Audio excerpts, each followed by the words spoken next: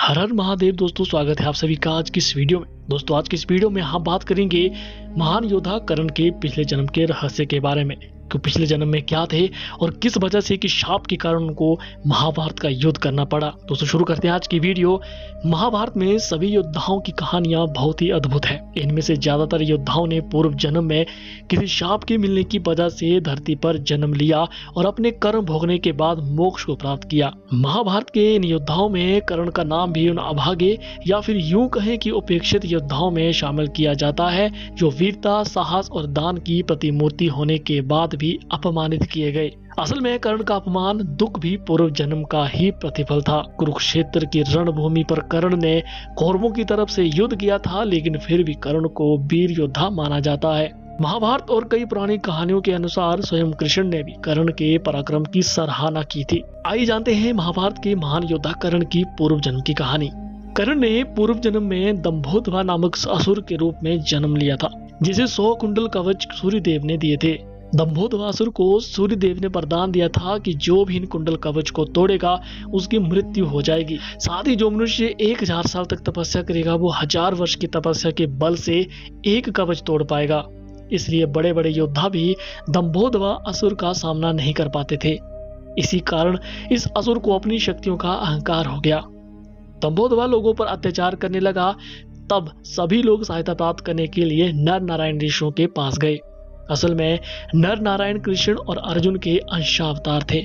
दंभोदवा को एक और वरदान प्राप्त था, जिसके अनुसार दंभोदवा असुर उसी मनुष्य के हाथों मर सकता था जिसने 1000 वर्षों तक तपस्या की हो। नर नारायण हजारों वर्षों से तपस्या में लीन थे। पहले नर ने दंभोदवा से युद्ध करना शुरू किया और उसका एक कवच तोड़ दिया। इसके बाद नर की मृत्यु हो गई। इसके बाद नारायण ने अपने तपोबल से नर को जीवित कर दिया। इसके बाद नर 1000 वर्ष की तपस्या करने के लिए चले गए।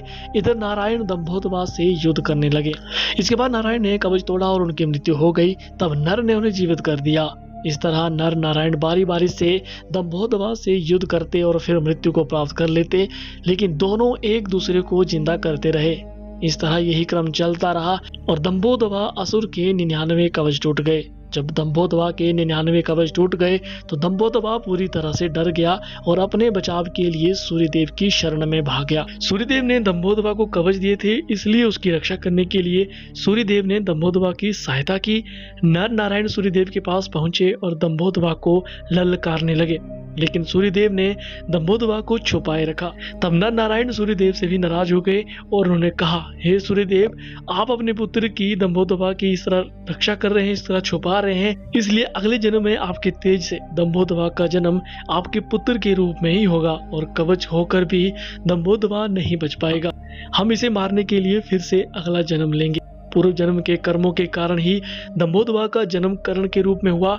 इस जन्म में भी कर्ण ने कुंडल कवच के साथ जन्म लिया।